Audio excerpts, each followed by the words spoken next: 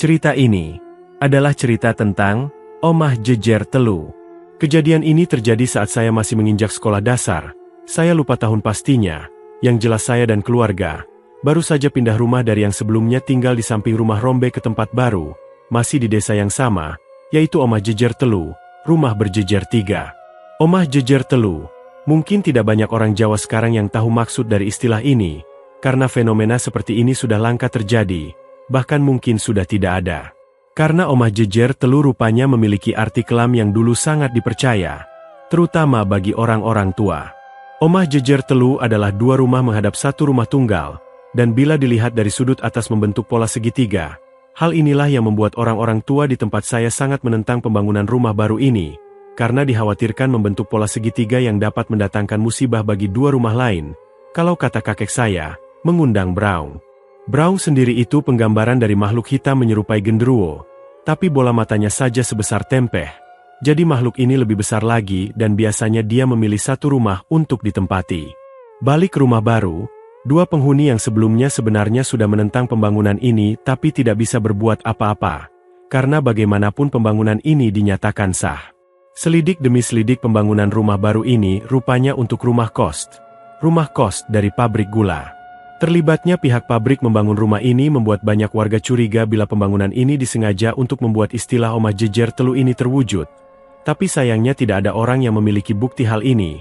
Lagi pula ini hanya istilah gaib yang tidak dapat dibuktikan. Hal yang membuat warga semakin curiga sebenarnya adalah lokasi. Lokasi yang dipilih pihak pabrik adalah 2 rumah paling tua di desa saya. Aneh kan?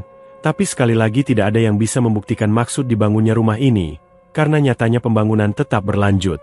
Bisa dibilang, terbentuklah istilah ini dari 2 rumah tua dengan satu rumah baru, yang membentuk pola segitiga. Hal ini diperparah dengan salah satu rumah tua tepat di halaman rumahnya terdapat kuburan keluarga. Konon setiap malam Jumat, 1 dari 2 nisan ini bisa terbang. Tapi hal ini tidak terlalu menakutkan bila dibandingkan dengan cerita-cerita selanjutnya. Cerita nisan terbang sendiri sudah banyak disaksikan oleh warga yang berjaga, jadi bukan hal baru, tapi yang paling menakutkan justru terjadi di rumah baru ini, rumah kos ini. Saya ingat cerita ini ramai dibicarakan 1 minggu setelah batu pertama diletakkan. Malam hari terdengar dari jendela rumah Ibu Rismoyo, suara wanita menangis. Ibu Rismoyo ini usianya 60-an. Beliau tinggal bertiga dengan anak dan cucunya. Di bawah atap di dalam kamar beliau yang jaraknya tidak terlalu jauh dari pembangunan rumah baru, Ibu Rismoyo seyakin-yakinnya mendengar suara wanita menangis.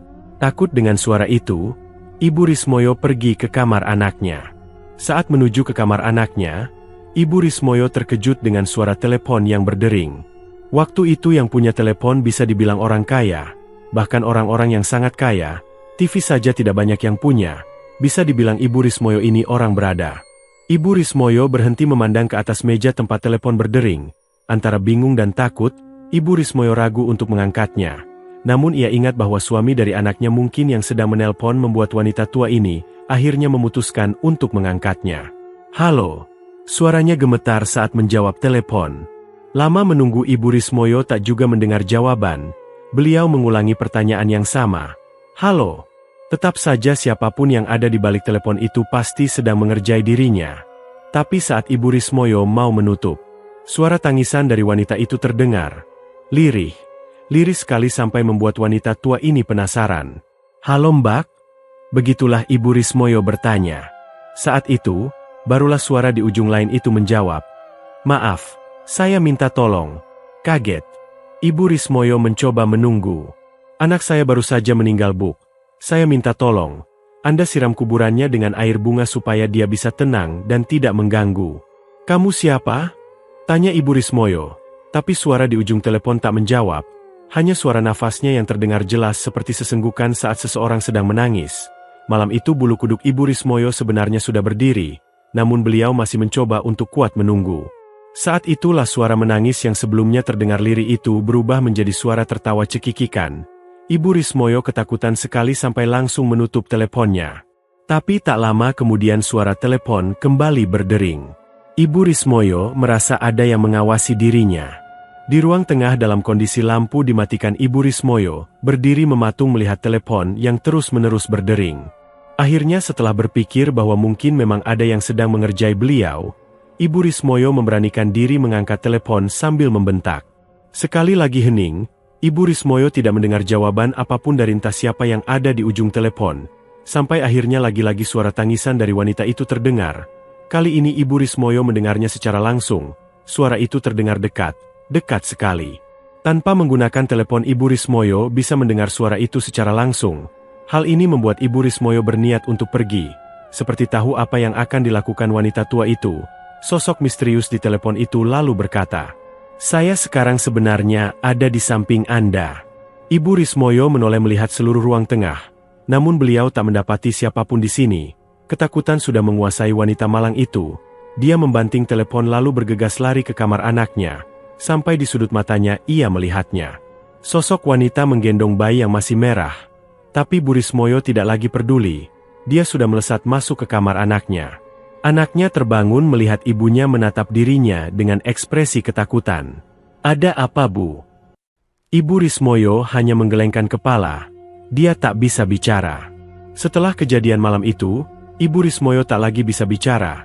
Selain itu dia juga sering menjerit bila ditinggal sendirian di rumah. Hal ini membuat menantunya yang tinggal di luar kota memutuskan untuk pulang. Tapi semua ini baru saja dimulai. Pembangunan rumah baru ini awalnya direncanakan memiliki 2 lantai.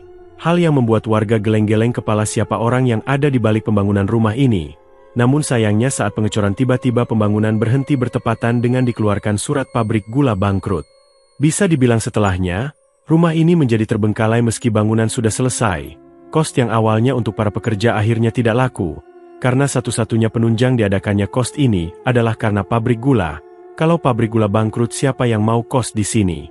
Selama berbulan-bulan rumah ini, akhirnya dibiarkan kosong.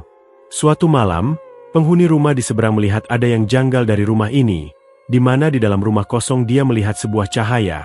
Satu hal yang membuat dirinya penasaran, siapa yang masuk ke dalam rumah ini. Berbekal sarung tersampir di badan dengan senter jumbo di tangan, Pak Ageng keluar dari rumahnya. Beliau berniat untuk memeriksa rumah kosong ini, takutnya bila ada maling bersembunyi. Ia menyeberang jalan lalu menggeser pagar yang menutupi rumah kosong, lalu melangkah masuk. Pak Ageng memeriksa setiap sudut rumah tapi dia tak menemukan apapun yang bisa menjawab pertanyaannya tadi. Kesempatan ini digunakan Pak Ageng untuk melihat-lihat keseluruhan rumah. Beliau menemukan 4 kamar dengan dapur umum. Selain itu ada 1 kamar mandi. Sayang sekali, rumah sebesar ini dibiarkan kosong seperti ini. Saat itulah, dari jauh Pak Ageng mendengar suara wanita menangis. Suaranya terdengar jelas dari halaman belakang rumah yang waktu itu masih ditumbuhi pohon-pohon pisang. Kadang saat seseorang sudah penasaran ia akan mengesampingkan rasa takut atas kebodohan yang akan dia lakukan. Hal inilah yang terjadi dengan Pak Ageng. Berbekal keberanian sebesar biji jagung, dia memutuskan untuk memeriksa bagian belakang rumah yang konon tidak pernah didatangi siapapun. Pintu kayu yang menutupi bagian belakang rumah dipindahkan oleh Pak Ageng. Sementara suara itu terdengar semakin jelas membuat dirinya semakin yakin, bila yang dia dengar ini nyata. Melangkah keluar, Pak Ageng tak mendapati apapun selain pemandangan pohon pisang.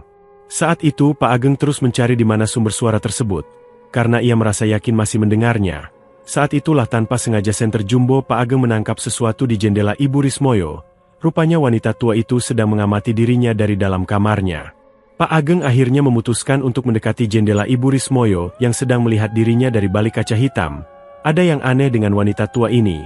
Pak Ageng belum pernah melihat beliau menggerai rambut panjangnya sembari menempelkan wajahnya dengan 2 tangan tepat di kaca. Tepat berdiri di hadapannya, Pak Ageng akhirnya mengetuk kaca jendela wanita tua itu yang sama sekali tidak bergerak. "Bu, Anda ini sedang lihat apa kok sampai kayak gini?" Ibu Rismoyo masih melihat Pak Ageng. Saat itulah, Ibu Rismoyo tersenyum menyeringai kepada Pak Ageng yang membuat lelaki parubaya itu merasa ada yang ganjil dengan wanita tua di hadapannya ini. Ibu Rismoyo seperti mengatakan sesuatu. Namun Pak Ageng tidak bisa mendengar dengan jelas maksud ucapannya. Ibu Rismoyo terus mengetuk-ngetuk kaca dengan telunjuknya. Butuh waktu lama untuk Pak Ageng tahu kalau Ibu Rismoyo sedang berusaha mengatakan, "Di belakangmu." Pak Ageng terdiam mematung. Suara tangisan itu kini terdengar semakin jelas. Subuh, Pak Ageng ditemukan oleh Mbak Nani saat sedang menyapu halaman depan. Ia menemukan lelaki parubaya itu kejang-kejang. Ramai orang datang mencari tahu apa yang sebenarnya terjadi. Tapi saat Pak Ageng ditanya dia hanya bisa menjawab dengan kosakata tidak lengkap, gagap. Ia menyebut Anin, Anin, sambil menunjuk-nunjuk siapapun yang ada di depannya. Semua orang hanya saling melihat satu sama lain, tidak mengerti maksud Pak Ageng. Tapi ketika Ibu Rismoyo datang menjenguk, Pak Ageng menjerit-jerit menyuruh wanita itu keluar. Ingat, ingat. Mbak Nani merasa tersinggung ibunya diperlakukan seperti itu. Dia berkata bila Pak Ageng tidak tahu terima kasih. Hal ini membuat orang-orang yakin kalau ini adalah tanda-tanda Omah Jejer Telu yang biasanya diawali dengan sesama tetangga saling bermusuhan. Kejadian ini terus berlanjut. Banyak warga menemukan keganjilan yang semakin aneh. Salah satunya menemukan Ibu Rismoyo biasanya berdiri di depan pintu rumah kosong seorang diri seolah-olah melihat sesuatu. Saat diingatkan dia akan menoleh sambil nyengir setan yang membuat merinding. Tidak hanya itu, di tengah malam beberapa orang pernah bersaksi bila melihat Pak Ageng sedang bermain-main di got depan rumah kosong seperti mencari sesuatu di sana. Setiap mau didekati Pak Ageng akan merangkak masuk ke dalam rumah, membuat orang yang melihatnya memutuskan pergi. 2 tahun setelah kosong akhirnya ada keluarga baru yang mengatakan berniat mengontrak rumah ini. Hal ini disampaikan kepada RT setempat. Meski sempat diingatkan kalau rumah ini tidak beres, keluarga baru ini bersikeras. Katanya dia tidak peduli dengan hal ini. Karena rumah ini sebelumnya selesai ala kadarnya keluarga baru ini, harus sedikit menguras isi dompet untuk memperbaiki di sana-sini. Ia berkata kalau merasa berjodoh dengan rumah ini dan berniat membelinya kalau dirasa cocok dalam waktu berjangka. Akhirnya, Pak RT menyerah. Rumah yang sebelumnya terbengkalai kini terlihat lebih baik. Keluarga baru ini terdiri dari seorang lelaki muda, sebut saja Pak Ridwan bersama istri dan kedua anaknya. Anak sulung berusia 6 tahunan sedangkan si bungsu masih menyusui. Malam ini adalah malam pertama bagi mereka. Kebetulan kamar di sebelah utara menghadap ke rumah Bu Rismoyo, sedangkan ruang tamu menghadap rumah Pak Ageng. Setiap malam anak bungsunya tidak pernah berhenti menangis. Hal ini membuat Pak Ageng dan istrinya tidak bisa tidur, sementara anak sulungnya berlarian di ruang tengah. Namun tidak ada yang lebih membuat Pak Ridwan merasa heran. Saat menemukan Pak Ageng berdiri di gerbang rumahnya mematung menatap kosong ke arah rumahnya. Hal ini terjadi setiap malam antara pukul 12 malam saat Pak Ridwan menenangkan anaknya di ruang tamu. Bersama istrinya mereka mengawasi Pak Ageng dari kaca jendela ruang tamu. Takut terjadi hal-hal yang tak diinginkan, Pak Ridwan keluar untuk mengingatkan Pak Ageng. Tapi lelaki itu justru tersenyum sebelum melangkah mundur. Melangkah mundur bukannya berbalik, aneh sekali. Belum selesai dengan urusan Pak Ageng, terdengar anak sulungnya berteriak menjerit yang membuat mereka akhirnya berlari untuk melihat apa yang terjadi. Anak sulungnya menunjuk-nunjuk kaca jendela yang ditutupi oleh gorden. Pak Ageng memeriksa. Saat melihat di hadapannya ada Bu Rismoyo. Hal ini terjadi setiap malam, membuat Pak Ridwan akhirnya menyampaikan protes kepada Pak RT, membuat mereka akhirnya dikumpulkan di salah satu rumah warga. Di sana Bu Rismoyo menangis menggelengkan kepala, seolah berkata itu bukan dirinya. Hal yang sama yang dilakukan Pak Ageng. Pak RT menyarankan untuk memanggil kiai untuk membersihkan seisi rumah. Tapi Pak Ridwan tidak percaya dengan hal-hal seperti ini. Dia menolak lalu kembali ke rumah. Hal yang membuat warga merasa geram. Tapi ini akan menjadi penyesalan. Karena setelahnya, kejadian itu terjadi. Malam itu, kedua anaknya sedang tertidur lelap. Pak Ridwan melangkah keluar dari dalam kamar. Ia merasa tenggorokannya kering saat dia menuju ke dapur dan tiba-tiba dia mendengar suara seorang wanita sedang menangis. Suaranya berasal dari dalam kamar mandi. Pak Ridwan berjalan menuju ke sumber suara di mana dirinya menemukan bayangan seseorang dari bawah pintu. Ragu bila benar-benar ada orang di dalam, Pak Ridwan mendorong pintu melihat siapa yang berada di sana sebelum Pak Ridwan sadar dirinya berhalusinasi, karena dia tak melihat siapapun ada di dalam kamar mandi. Anehnya, ia masih saja mendengar suara wanita menangis. Pak Ridwan melangkah masuk melihat isi di dalam bak mandi. Namun sekali lagi dirinya tak menemukan apapun. Saat ia berbalik Pak Ridwan mendapati istrinya menggendong si bungsu. "Dik ngapain?" tanya Pak Ridwan. Istrinya tidak menjawab. Ia ikut masuk ke dalam kamar mandi sembari bergumam seorang diri. Ia menimang-nimang si bungsu sebelum menenggelamkan tubuh anaknya ke dalam bak mandi. Salah satu hal yang membuat Pak Ridwan langsung mendorong wanita itu. Sambil memegang kepalanya istri Pak Ridwan menjerit. Menangis sekeras mungkin, Pak Ridwan merasa keheranan. Ia berteriak apa maksudnya dia melakukan hal gila tersebut. Sesaat kemudian istrinya melihat Pak Ridwan menunjuk-nunjuk Pak Ridwan sambil berkata, "Lihatlah anakmu." Pak Ridwan melihat si bungsu yang ada di pelukannya, dan saat itulah dia baru menyadari bahwa yang ia gendong rupanya bukan anaknya. Lebih menyerupai bayi yang terlihat seperti seonggok daging berlumuran darah. Pak Ridwan melemparkan benda itu berlari menuju ke tempat istrinya. Pak Ridwan masuk ke dalam kamar tapi tak mendapati kehadiran istri dan kedua anaknya. Hanya kamar kosong dengan pemandangan di jendela di mana Bu Rismoyo sedang melihat dirinya. Sadar rumah ini membuat dirinya tak waras, Pak Ridwan berlari keluar rumah. Di sana dia melihat istri dan kedua anaknya sedang berdiri melihat Pak Ridwan dengan tatapan cemas. Malam itu juga mereka menjelaskan semua kejadian ini kepada Pak RT, yang keesokan harinya memutuskan untuk memanggil Kiai. Apakah semua berakhir sampai di sini? Sepertinya tidak. Sebenarnya warga terutama Pak RT sudah bersikap sangat baik. Mereka mau membantu mencarikan Kiai untuk membantu membersihkan rumah tersebut. Tapi keluarga Pak Ridwan terutama Pak Ridwan sendiri menolak tawaran tersebut. Kenapa? Karena beliau lebih percaya dengan seorang guru. Guru spiritual yang pernah dekat dengan keluarga Pak Ridwan. Jadi bisa dibilang Pak Ridwan yang sehari-hari memiliki latar belakang sebagai seorang pemborong ini dulu punya guru spiritual keluarga. Tapi sudah lama tidak menjalin hubungan setelah kebangkrutan bapaknya. Setelah bapaknya almarhum, Pak Ridwan teringat kembali dengan sosok guru ini. Beliau pun mendatangkan lelaki tua ini yang untuk jalan saja harus dibantu dengan tongkat. Hal ini sebenarnya ditentang dengan tetua desa saya. Tapi Pak Ridwan ngeyel berkata bahwa beliau sudah keluar uang banyak untuk rumah ini. Warga pun mengalah. Para tetangga di samping rumah Pak Ridwan merasa ada sesuatu yang tidak enak akan terjadi. Tapi apa daya mereka tidak bisa berbuat apa-apa. Jadi apa yang dilakukan oleh guru spiritual ini? Ini adalah satu-satunya yang saya ingat tentang rumah ini di mana ritual dilakukan di hadapan beberapa warga. Seperti tontonan saja, pertunjukannya sendiri dilakukan di belakang rumah Pak Ridwan. Malam itu bertepatan dengan Kamis Legi. Kalau tidak salah ingat, orang tua itu yang disebut guru seperti paranormal pada umumnya, duduk bersila di atas tanah sambil menggeleng-gelengkan kepalanya. Beberapa kali dia membuka mata melotot pada sudut-sudut tertentu. Beberapa kali dia juga tertawa sendirian. Malam yang awalnya tenang tapi mendadak seperti ada sesuatu yang benar-benar membuat siapapun yang di sana merasa gelisah. Saya yang masih anak-anak akhirnya disuruh pulang oleh orang-orang tua. Mereka bilang hal seperti ini tidak untuk dilihat. Tahu apa yang saya lihat sebelum pergi? Orang yang menyebut dirinya guru itu memukul-mukul telapak tangannya pada sebatok kelapa. Lalu merobek kulit keras buah tersebut dengan sekali cabik. Lalu menuangkan isi buah tersebut yang di dalamnya tak berisi air, tapi sesuatu yang hitam kental. Saya yang melihat merasa mual, karena benda itu diletakkan di atas tanah. Butuh 4-5 buah kelapa sampai membentuk gumpalan yang sampai hari ini saya tidak tahu itu apa.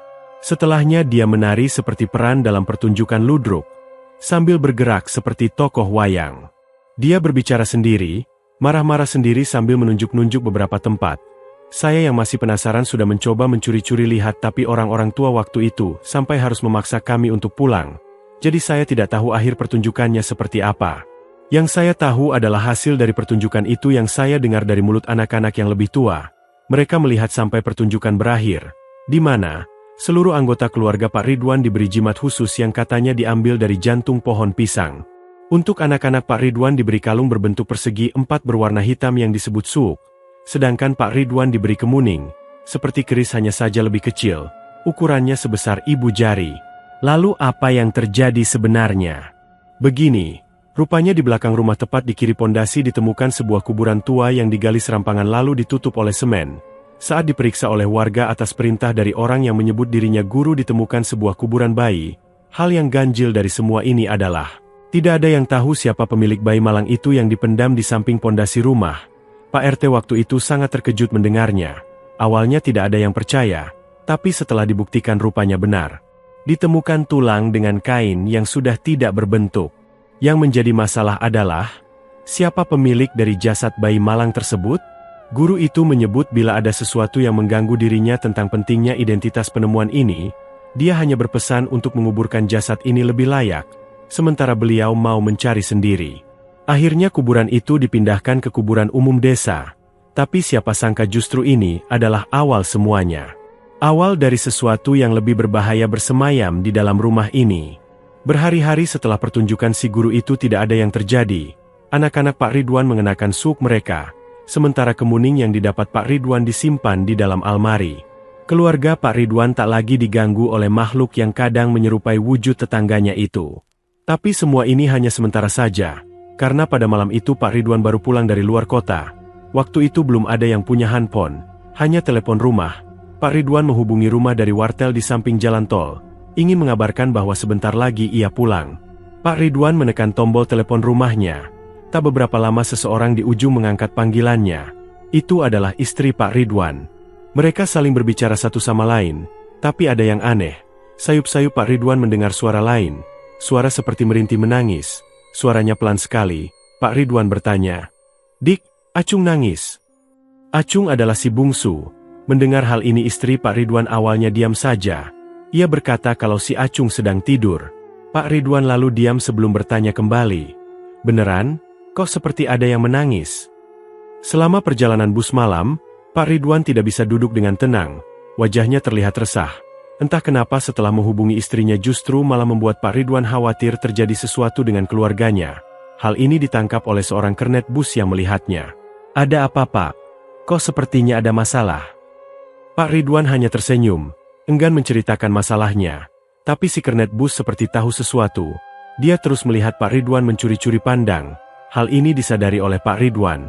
Saat Pak Ridwan mengatakan di mana dia akan turun, si kernet lalu berujar, "Pak, nanti kalau pulang tidak ada salahnya mencuci kaki terlebih dahulu, dan jangan lupa untuk melihat bayangan." Pak Ridwan tidak mengerti maksud pemuda yang usianya mungkin setengah dari usianya.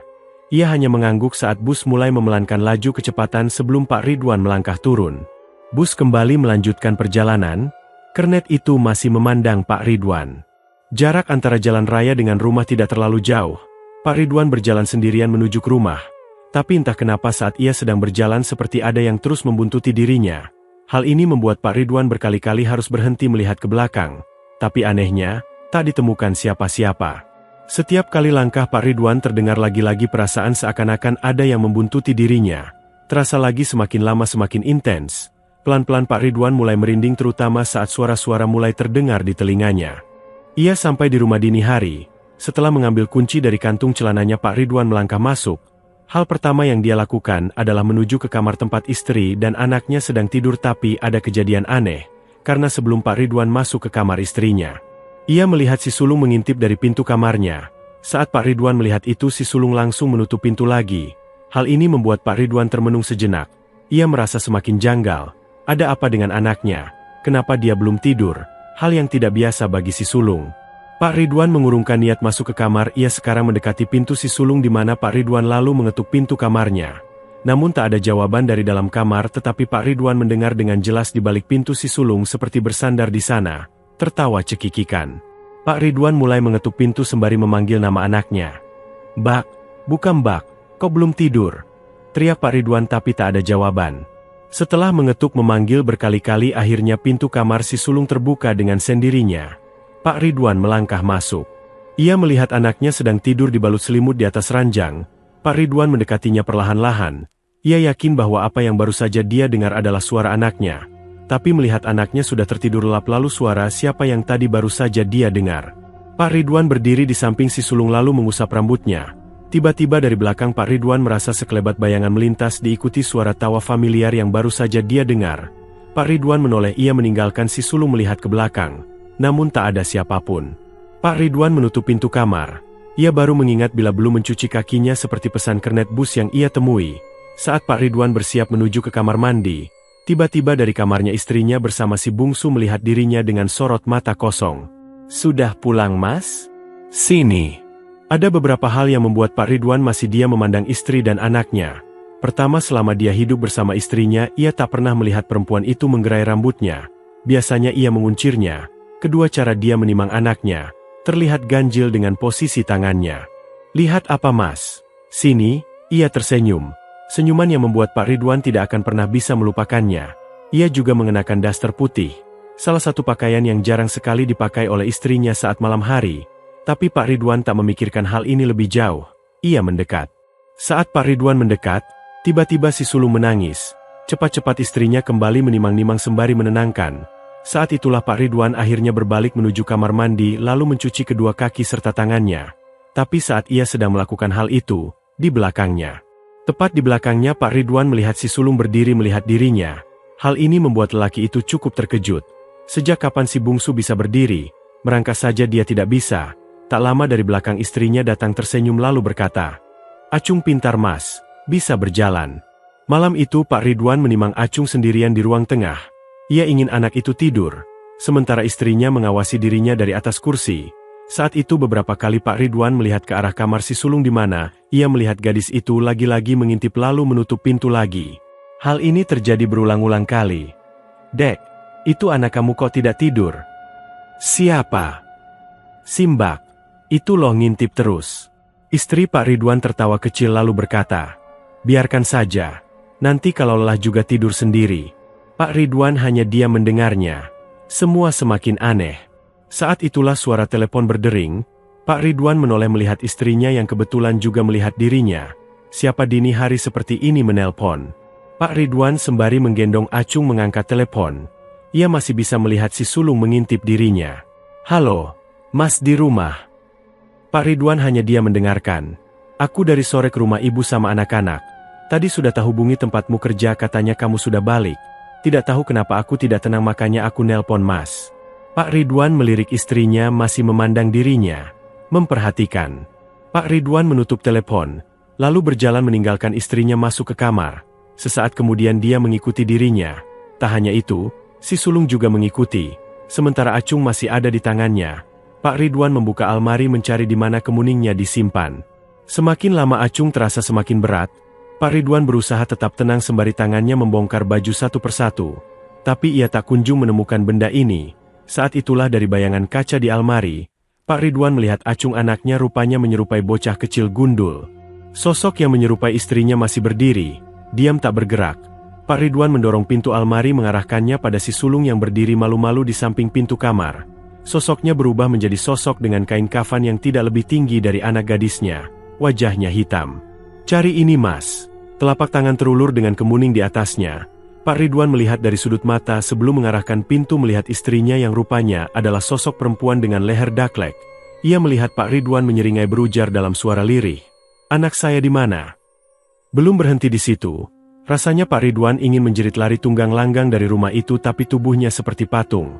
Hanya bisa membeku diam sesaat sebelum akhirnya dia menyadari di atas lemari ada sosok kakek tua keriput dengan bulu di tubuhnya melotot memandang dirinya. Tidak ada yang bisa diingat apa yang terjadi setelahnya. Karena Pak Ridwan sadar tiba-tiba di hadapannya ramai orang berkumpul. Ada seorang lelaki mengenakan sorban putih memandang Pak Ridwan sembari menepuk-nepuk bahunya. Istri dan kedua anaknya langsung mendekati Pak Ridwan. "Rumahmu sekarang dipenuhi setan yang kau bawa entah dari mana." Pak Ridwan tidak mengerti. Tapi istrinya segera menceritakan bila sudah 1 minggu ini Pak Ridwan bersikap aneh. Ia menangis seorang diri di kamar. Selama itu juga tak ada yang bisa dilakukan selain mengirimkan doa di dalam rumah, termasuk Pak Kiai yang didatangkan untuk membersihkan rumah. Pak Ridwan tidak mengerti. Ia meminta lelaki itu menjelaskan lebih jauh apa yang sebenarnya terjadi. Pak Kiai akhirnya menunjukkan sesuatu. Siapa sangka bila semua ini ada hubungannya dengan kuburan bayi yang ditemukan. Singkatnya siapapun yang membangun rumah ini memiliki maksud tersembunyi yang tidak diketahui tujuannya. Bisa saja ingin membuat celaka Bu Rismoyo atau rumah di depan milik Pak Ageng. Intinya kuburan bayi itu digunakan hanya untuk memperkuat tanah ini. Karena sebenarnya rumah Bu Rismoyo atau rumah Pak Ageng tidak kalah angker. Hal ini diperkuat di mana Bu Nani bercerita bahwa semenjak rumah yang Pak Ridwan tinggali dibangun banyak kejadian janggal terjadi. Salah satunya Bu Rismoyo berkata bahwa setiap malam ia didatangi oleh sosok yang tidak bisa dia lihat. Dia selalu menemui Bu Rismoyo memijat kaki dan badannya. Saat Bu Rismoyo mulai membaca doa untuk mengusir makhluk itu, sosok itu tertawa mengikuti Bu Rismoyo membaca doa yang sama. Pak Ageng lebih parah lagi.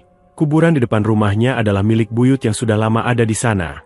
Sejak rumah Pak Ridwan dibangun setiap malam kamar Pak Ageng diketuk terus-menerus oleh sosok menyerupai buyutnya. Hanya saja tubuhnya dalam kondisi hancur dipenuhi daging busuk. Pak Kiai mengatakan semua itu dimulai dari kedatangan bayi yang dikubur di sini. Semenjak bayi itu dipindah sosok yang menjaga tempat ini yang dipercaya sebagai ibu dari bayi tersebut, mulai menerima semua demit mengundangnya ke tempat ini. Namun semua sudah berakhir. Pak Kiai menunjukkan botol bening kecil yang ditutup dengan kertas berwarna kuning diikat dengan akar serabut. Ia meminta izin kepada Pak Ridwan menanam benda itu di bawah pondasi rumah ini. Namun Pak Kiai melarang keras siapapun untuk menggali dan membuka penutup botol ini. Pak Ridwan tampak bingung. Kenapa harus ditanam di rumahnya? Kenapa tidak di rumah Bu Rismoyo atau Pak Ageng? Hal ini membuat dua keluarga itu langsung berdiri lalu menunjuk Pak Ridwan. Sejak Pak Ridwan memanggil guru tersebut tanpa sadar rumah ini adalah sumber masalahnya. Tapi Pak Kiai menjelaskan bahwa alasan yang sebenarnya karena rumah ini yang dipilih oleh Brown untuk tinggal. Pak Kiai tidak keberatan menunjukkannya kepada Pak Ridwan, namun lelaki itu menolak. Selain itu sebenarnya makhluk yang sekarang disimpan di dalam botol bisa saja dibuang ke alas Purwo atau alas-alas di timur. Tapi percuma saja mereka sudah kadung kerasan dengan tanah di Omah Jejer Telu, sehingga tidak akan menyelesaikan masalah. Dengan menanam botol di rumah ini setidaknya tak akan ada lagi gangguan apapun selama Pak Ridwan tinggal. Asalkan rumah kembali bersih dengan diisi oleh doa-doa yang menenangkan, Pak Ridwan akhirnya setuju. Satu hal yang membuat keluarga Rismoyo dan Pak Ageng lega mendengarnya. Tapi 1 minggu kemudian Pak Ridwan bersama keluarga memutuskan pindah rumah. Hal yang cukup mengejutkan.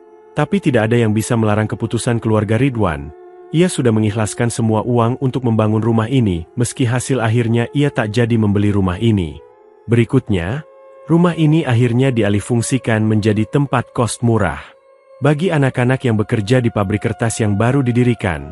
Di sini, babak kedua rumah ini dimulai.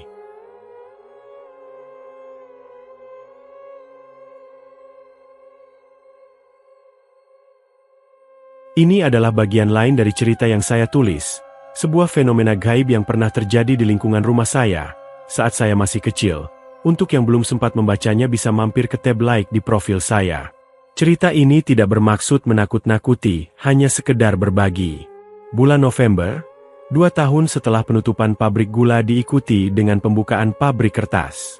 Pabrik kertas ini tidak berada di wilayah pabrik gula, jadi mohon digarisbawahi.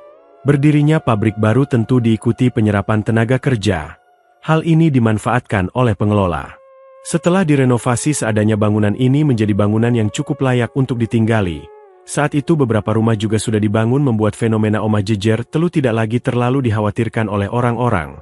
Tapi, benarkah fenomena itu benar-benar lenyap? Disinilah, Putri datang dari sebuah desa di barat daya wilayah kami. Wilayah yang sudah terkenal di provinsi kami sebagai wilayah penghasil anak-anak muda yang berani merantau. Jadi buat orang yang bukan dari Jawa Timur, ada beberapa daerah yang memang terkenal pemuda-pemudinya ulet. Perempuan ataupun laki-lakinya benar-benar pekerja keras. Hal yang membuat saya masih terpukau bila melihatnya. Putri diterima di pabrik kertas dengan pembagian jam kerja 3 shift. Setelah penerimaan itu, Putri mulai mencari tempat untuk dirinya tinggal selama di kota orang. Saat itulah dia mendengar salah satu tempat yang menyediakan tempat tinggal. Kos Putri yang dahulu pernah dikenal oleh warga desa sebagai bangunan Omah Jejer Telu. Bagaimana semua dimulai? Mari masuk ke dalam ceritanya. Putri datang siang hari. Setelah mendapat alamat dari kenalan di pabrik sampailah Putri di bangunan dengan palang, kos khusus wanita. Saat Putri mendekati bangunan itu, ia terkesiap melihat rumah di samping bangunan kos dipenuhi oleh orang. Putri nampak penasaran melihatnya. Putri berdiri diam cukup lama di depan rumah itu, berharap ada warga yang berbaik hati memberitahunya apa yang terjadi. Namun tak ada warga yang memperdulikan Putri, mereka tampak sibuk saling mendorong satu sama lain melihat isi di dalam ruang tamu. Putri akhirnya memutuskan pergi. Ia duduk di depan bangunan di mana disediakan sebuah kursi. Sembari menunggu pengelola datang, Putri mencuri-curi pandang rumah di samping bangunan yang berjarak tak jauh dari tempat Putri duduk, yang hanya terhalang pohon sawo yang mulai rimbun. Di sela-sela Putri mengamati, tiba-tiba dia mendengar suara menjerit. Suaranya nyaris membuat Putri melompat dari tempatnya duduk. Suara itu seperti suara seorang wanita. Tak tahu apa yang terjadi. Warga terdengar saling berbicara satu sama lain, sampai akhirnya seseorang yang ada di dalam rumah membubarkan massa. Pintu rumah akhirnya ditutup diikuti oleh warga yang berhamburan pergi. Saat itulah seorang lelaki parubaya melewati tempat Putri duduk tanpa membuang kesempatan.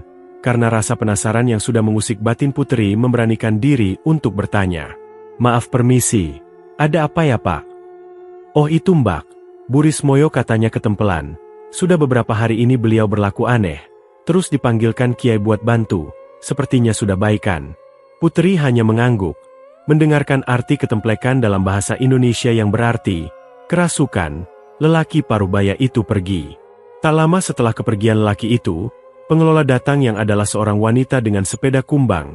Terjadi basa-basi di antara mereka mulai dari harga sewa sampai peraturan selama tinggal di sini yang salah satunya adalah dilarang keluar kos kecuali shift malam.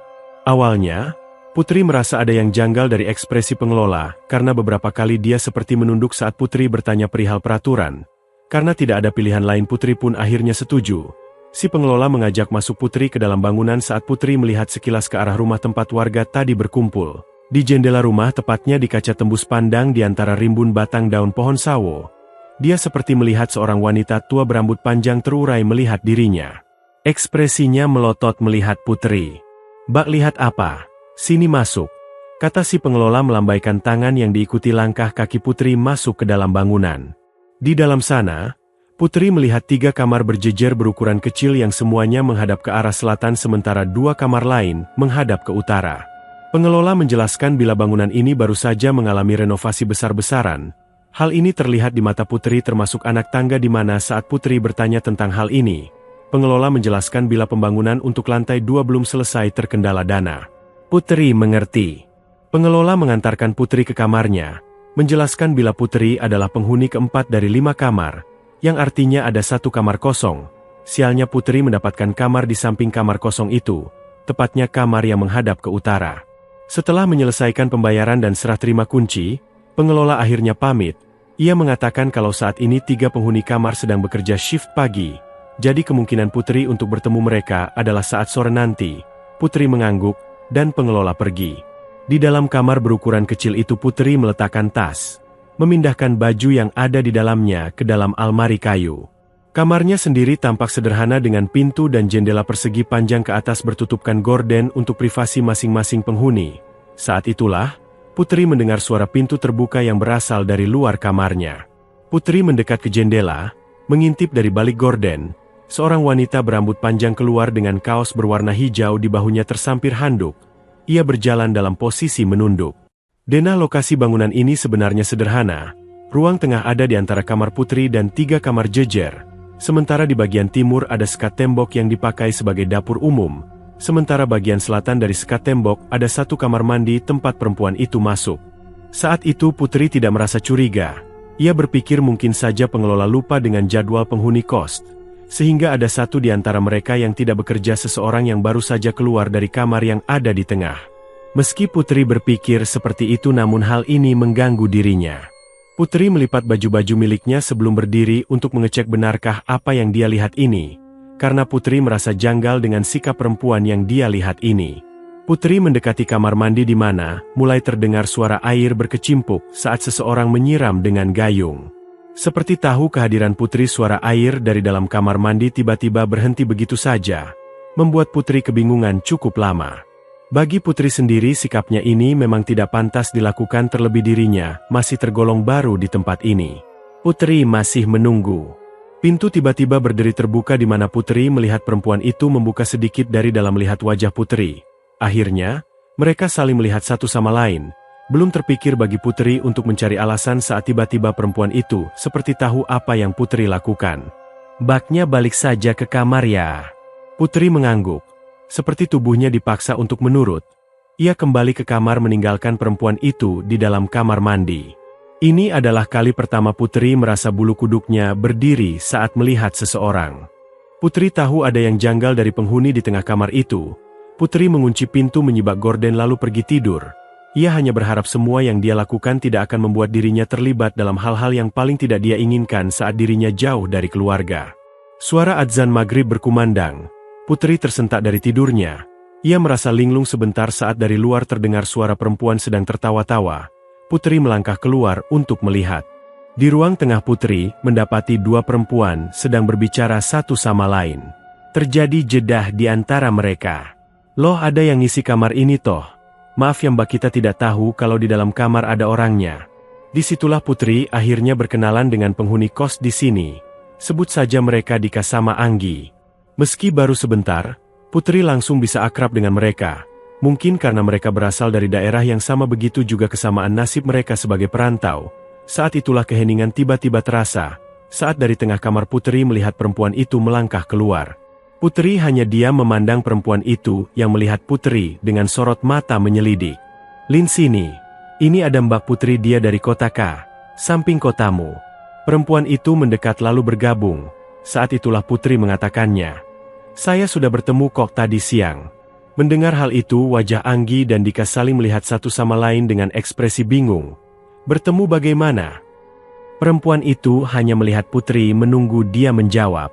"Ya bertemu Mbak. Tadi di sini. Hening, tiga perempuan itu melihat Putri dengan sorot mata semakin bingung. Putri mencoba menjelaskan, namun Anggi berkata kalau Elin satu shift, jadi tidak ada yang di dalam rumah, begitu juga Dika. Putri awalnya berkeyakinan keras kalau dia tidak salah lihat. Anehnya perempuan bernama Elin ini tidak memojokkan Putri, sebaliknya dia kemudian mengajak pergi. Mbaknya lihat saya keluar dari kamar itu. Iya mbak, sumpah. Terus mbak Elin pergi mandi loh, malah sempat buka pintu. Perempuan bernama Elin itu mengangguk. Dia lalu mengatakan sesuatu yang membuat Putri terkejut.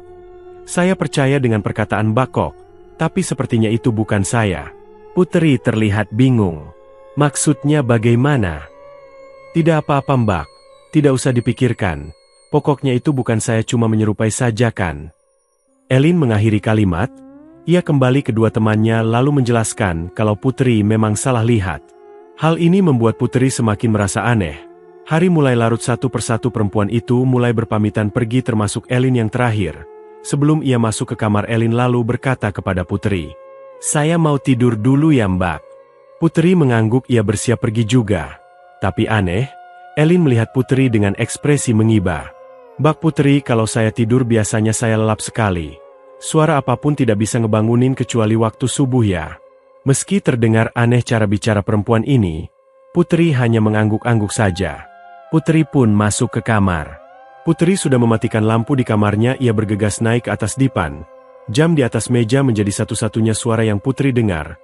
Matanya mulai mengantuk perlahan-lahan saat lagi-lagi akibat pintu kayu dengan engsel berkarat membuat suara ketika pintu terbuka terdengar keras. Awalnya Putri hanya terbangun sesaat. Lalu ia kembali mencoba tidur. Namun suara pintu terbuka kembali terdengar seperti sengaja diperdengarkan. Putri membuka mata. Kali ini ia mau melihat. Dengan langkah kaki perlahan Putri membuka gorden. Saat di kaca jendela, ia melihat Elin. Putri hanya mengamati perempuan itu yang dari tadi membuka tutup pintu. Tidak ada yang dia lakukan kecuali hal itu. Hal ini terus-menerus dilakukan oleh Elin, seakan-akan dia sengaja melakukan hal ini. Sampai akhirnya dia melihat ke tempat Putri yang sedang mengintip. Putri tersentak. Ia segera menyibak tirai lalu menunduk bersembunyi di bawah jendela. Putri cukup terkejut melihat ini. Seperti perempuan itu tahu bila dirinya sedang diamati. Anehnya setelah itu Putri tak lagi mendengar suara pintu. Hening. Perlahan-lahan Putri kembali mencoba mengintip. Putri melihat Elin yang masih berdiri di muka pintu kamarnya, melihat lurus ke arah jendela tempat Putri mengamati. Dengan wajah kosong Elin tersenyum, lalu seolah-olah memberikan gestur menutup mulut. Elin melangkah mundur, masuk ke dalam kamar miliknya lalu pintu tertutup. Hal ganjil ini terus terjadi.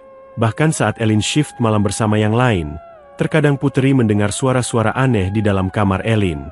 Menyerupai suara tertawa, namun nadanya ringkih. Sialnya dari semua penghuni di sini, Putri harus menanggungnya seorang diri. Perlahan-lahan karena mulai terbiasa Putri tak lagi merasa takut. Ditambah Elin terkadang memberikan pesan meski tidak secara langsung, seperti mencuci kaki sebelum tidur sampai berdoa setelah naik di atas dipan. Sampai hari itu terjadi. Saat pulang shift malam Putri melihat seorang wanita tua berdiri di depan pagar pintu kos miliknya. Putri seperti pernah melihat wajah wanita tua itu, ia benar-benar terasa familiar. "Enduk, kalau kamu masih diganggu sama kodamnya anak itu, mau aku tunjukkan caranya supaya tidak diganggu lagi," kata si wanita tua. Namun Putri tak menggubris. Ia melewati wanita tua itu. Putri membasuh kakinya kemudian berjalan ke kamar saat dirinya berpapasan dengan Anggi. Wajahnya terlihat kebingungan terutama saat melihat Putri. "Ada apa Anggi?" Anggi yang mungkin sudah tidak sanggup menahan lalu berkata kepada Putri, "Aku boleh nginap di kamarmu tidak?" Malam itu Anggi menginap di kamar Putri. Ada hal yang menarik perhatian Putri adalah tangan Anggi yang tentrum. Putri yang tidak bisa menahan diri lalu bertanya, "Ada apa memangnya?"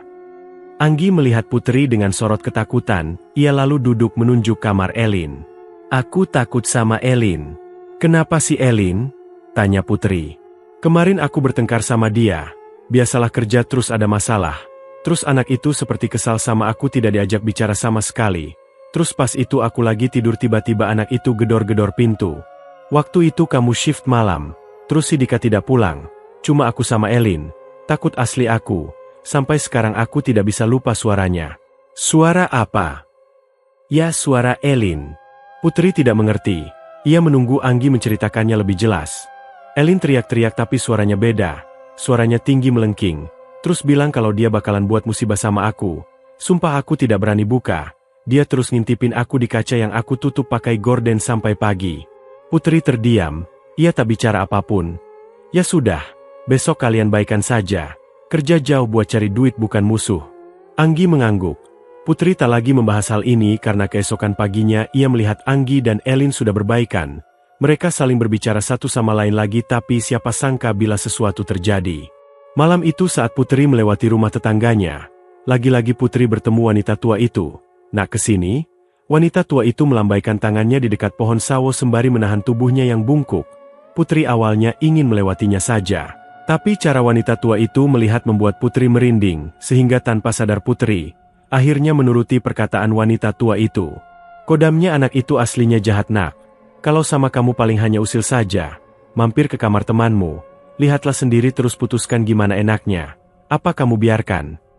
Wanita tua itu tertawa lalu berjalan masuk ke dalam rumah. Ia melihat Putri menyeringai sembari mengangguk. Tiba-tiba Putri merasa firasat yang buruk. Putri sudah berdiri di pintu kamarnya berniat masuk setelah mencuci kaki. Saat dia melihat kamar Anggi di mana lampu kamarnya masih menyala, Putri pun mendekati kamar Anggi.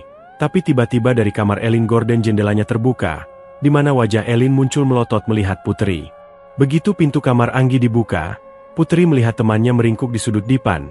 Putri mendekati bertanya apa yang terjadi, tapi Anggi lalu mendorong-dorong tubuh Putri saat dia menyentuhnya.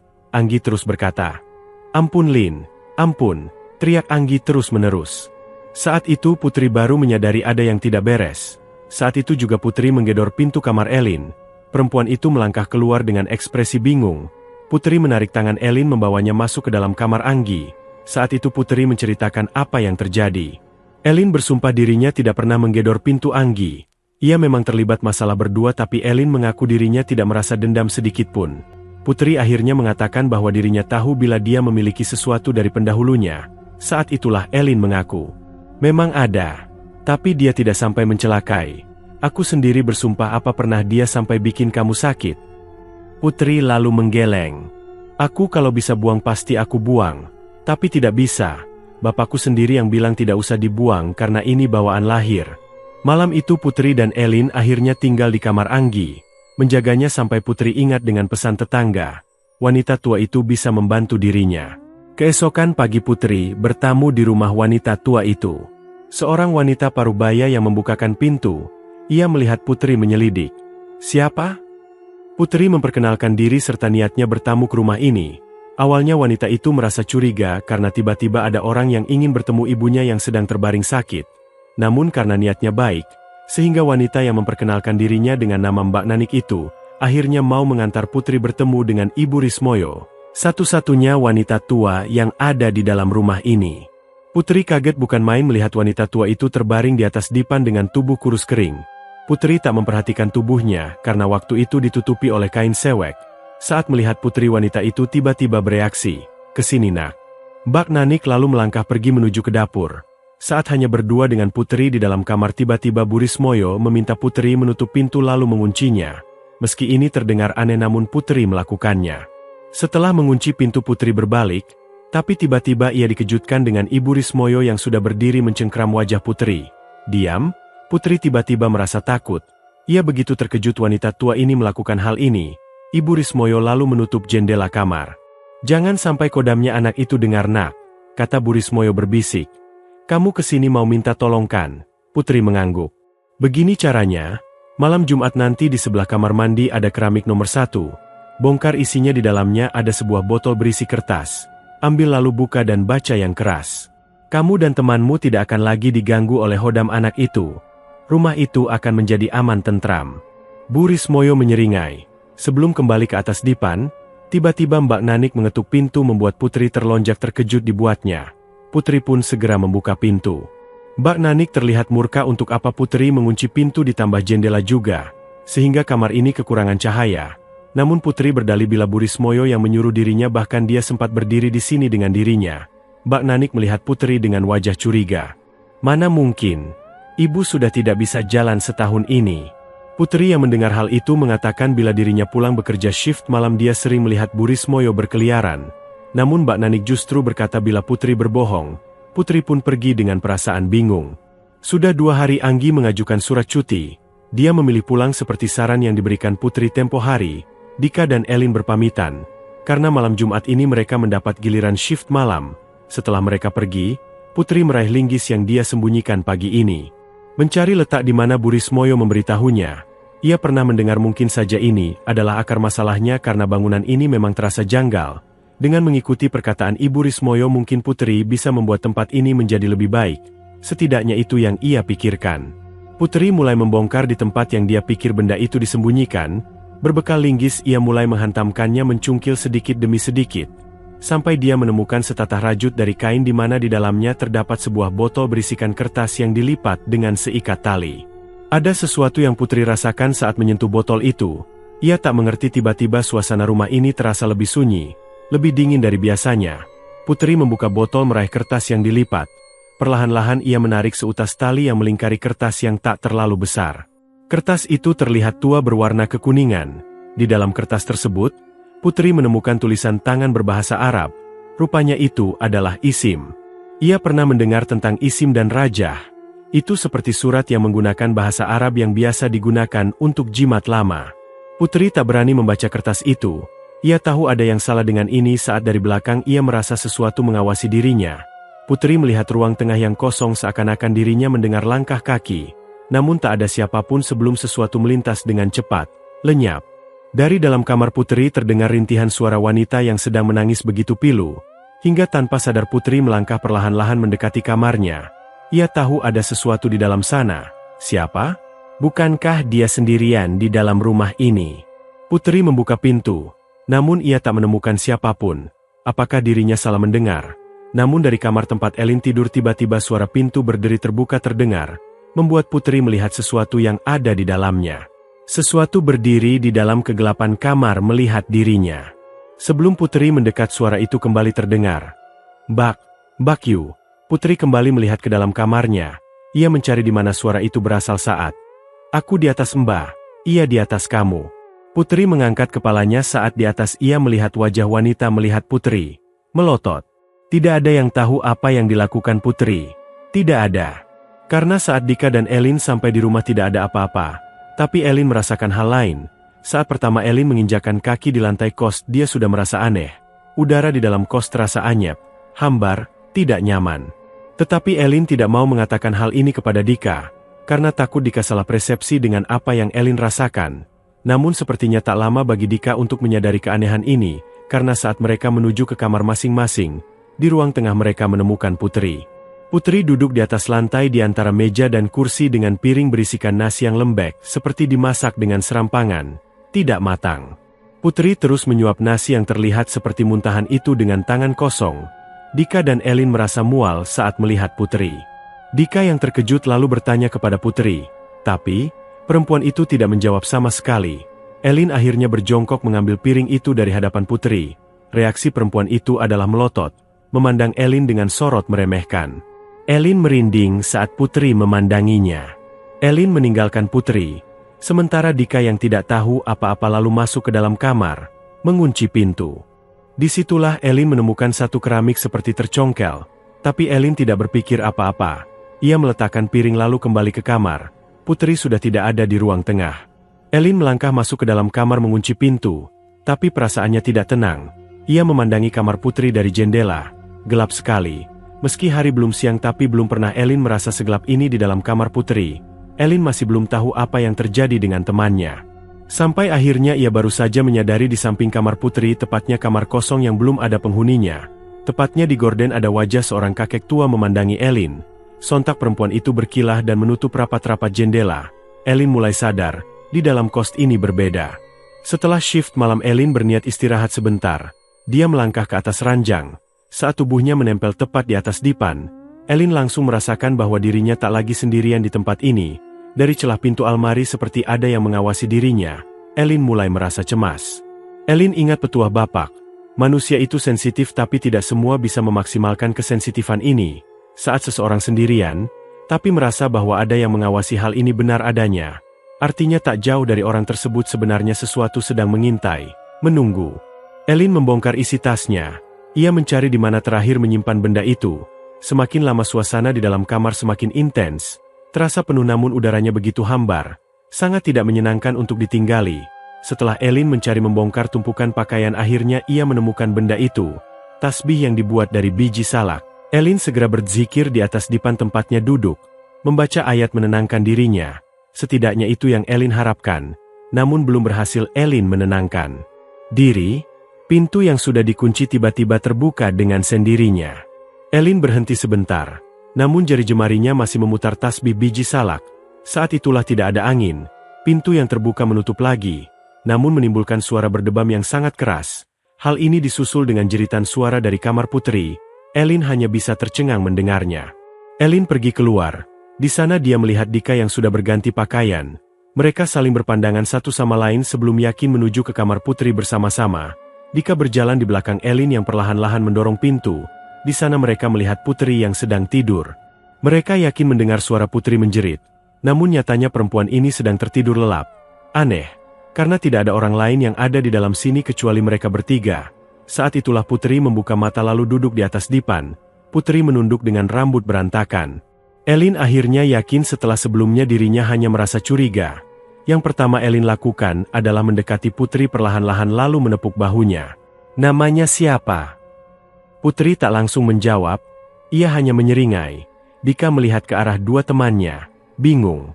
Bapak pernah bilang, setan tidak akan berbohong saat ditanya. Mereka menyesatkan, namun menghindari sebuah kebohongan. Begitu juga dengan apa yang Elin lihat saat ini. Putri tidak menjawab pertanyaan. Ia menghindari pertanyaan itu dengan tertawa cekikikan, membuat Elin merasa ngeri. Elin menyuruh Dika mengambilkan air putih. Saat Dika pergi mengambil air, Putri melihat Elin. Jangan diulangi lagi ya, yang kamu lakukan itu tidak berguna. Dika kembali dengan segelas air yang diambil oleh Elin. Elin meminumkan air putih itu kepada Putri. Lalu perempuan itu tiba-tiba menjadi tenang. Ia kembali tidur. Elin lalu pergi keluar.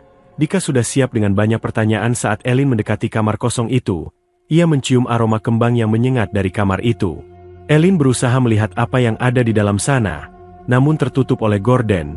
Dengan perasaan tidak tenang, Elin lalu berkata kepada Dika, "Putri kerasukan."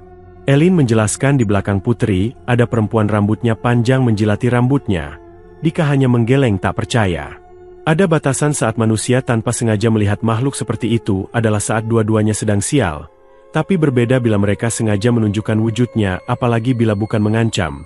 Hal ini yang ditakutkan Elin sehingga dia memutuskan keluar siang-siang buta itu. Elin berkata kepada Dika agar dia menjaga Putri sebentar, dia akan kembali dengan pengelola. Menceritakan semua, Dika awalnya bingung sampai dia menyadari. Dia sendirian di rumah ini dengan Putri yang bersikap aneh. Namun Dika mencoba untuk tenang sebelum pintu kamarnya terbuka. Dika menuju ke kamarnya karena sekilas ia melihat seorang anak kecil seperti melintas diikuti suara ranjang berdencit seperti diinjak-injak oleh seseorang. Namun tubuhnya mendadak merasa lebih dingin dari sebelumnya saat melihat Putri. Saat Dika melewati pintu kamar ia tak menemukan apapun. Hanya kamar kosong.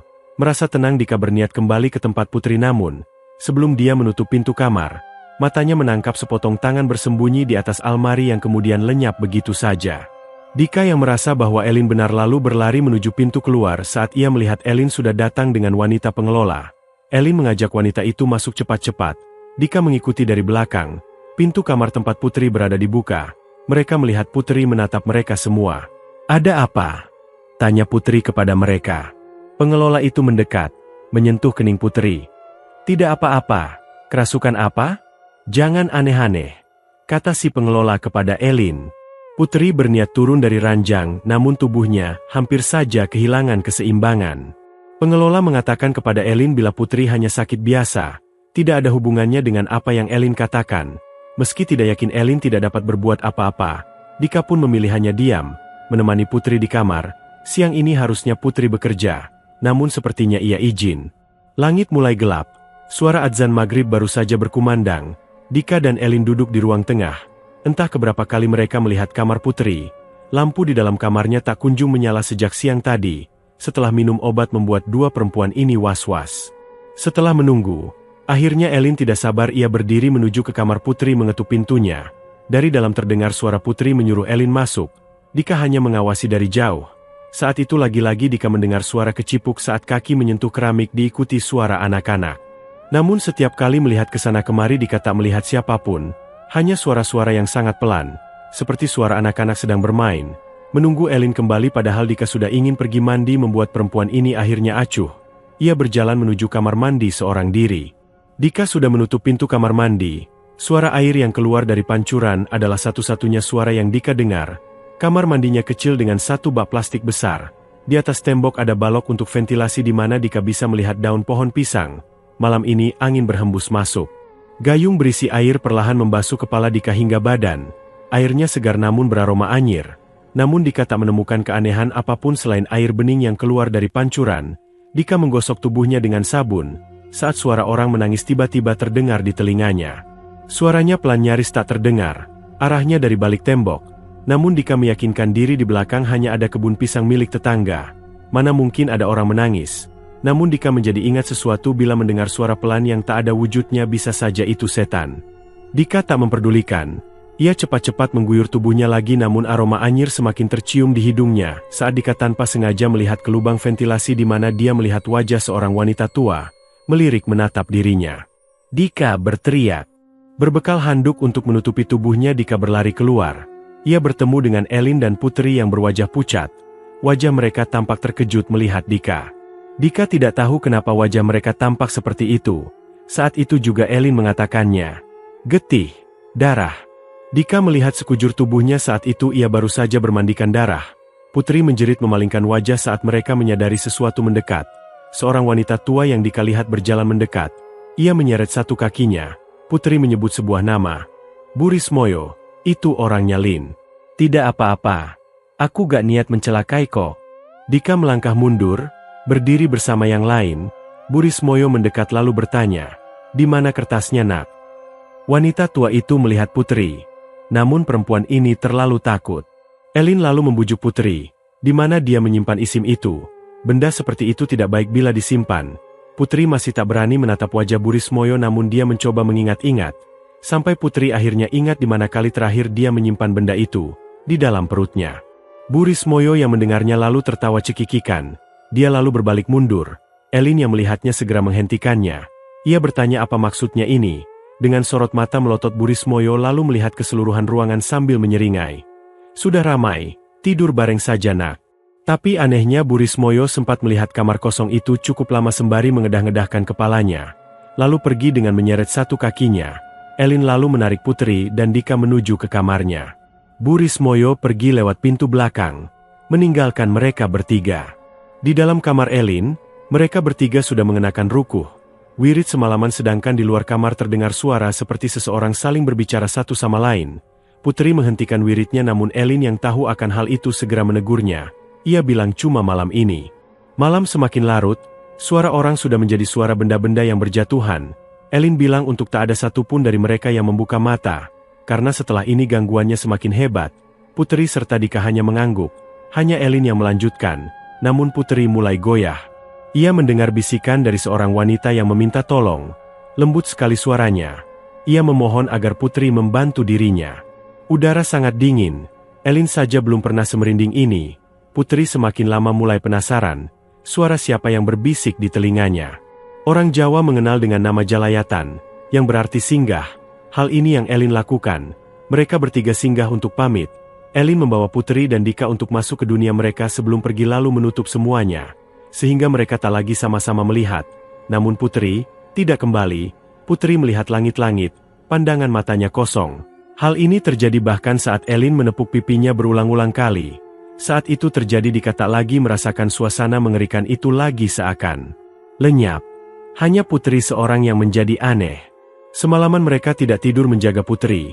Pagi ini Elin berniat mau kembali ke pengelola saat dia melangkah keluar pintu. Saat itulah Pak RT datang dengan seorang lelaki tua berpakaian putih. Melihat Elin sembari menggelengkan kepala. Putri digendong Pak RT. Ia dibawa ke kamar Burismoyo. Sementara orang berpakaian putih itu berbicara dengan Mbak Nanik yang seperti marah-marah. Elin melihat Burismoyo melihat anak-anak perempuan itu dengan ekspresi datar. Berbeda sekali dengan saat malam itu. Setelah terjadi dialog, orang itu pergi masuk ke kamar Burismoyo bersama Putri yang hanya bisa bengong saja. Elin dan yang lain menunggu di luar. Sesuatu sedang dilakukan, cukup lama hampir seharian saat lelaki itu keluar untuk memarahi Elin. Tidak semua orang bisa kayak begitu. Bila jadi kamu lebih baik pergi ke kos teman cuma semalam saja, daripada nekat kayak begitu. Untung temanmu tidak sampai hilang. Elin tahu, apa yang dilakukannya beresiko. Namun saat itu kepalanya sudah buntu, ia terpaksa melakukannya. Lelaki itu menunjukkan isim raja yang entah bagaimana bisa keluar dari perut putri. Rupanya lelaki itu dulu memang sengaja memendam di dalam rumah, hanya untuk memancing padur dari anak si ibu yang bersemayam di tubuh Burismoyo. Sekarang tak ada lagi yang perlu dikhawatirkan. Ibu dan anak sudah diikat. Rumah itu masih ada penghuninya namun tak seusil apa yang dipegang lelaki itu. Lelaki itu juga mengatakan bahwa mereka sudah bisa kembali menempati rumah itu. Hanya saja ada satu kamar yang tak boleh dibuka, kamar kosong itu. Elin bertanya perihal isi di dalam kamar kosong itu. Si lelaki tak keberatan menjawab. Itu adalah rumah Braung saat tempat ini masih menjadi Omah Jejer Telu. Tidak bisa diusir, tidak mengganggu asal tidak diganggu. Lelaki itu akan menjelaskan hal ini sama pengelola. Lelaki itu juga menjelaskan kepada putri setelah dia siuman. Namun seperti yang Dika katakan, ada tempat kos lain yang lebih dekat dengan pabrik kertas. Sehingga mereka bertiga akhirnya sepakat tetap pindah. Hal ini diceritakan dari mulut ke mulut. Menjadi semacam cerita di desa saya. Namun sebelum mengakhiri cerita ini, saya akan beritahukan rumah itu masih ditinggali dan masih menjadi tempat kos yang ramai. Walaupun sempat sepi, karena sepeninggalnya 3 perempuan itu, 1 perempuan kembali, namanya Anggi. Anggi menjadi satu-satunya perempuan yang tidak tahu akan hal ini.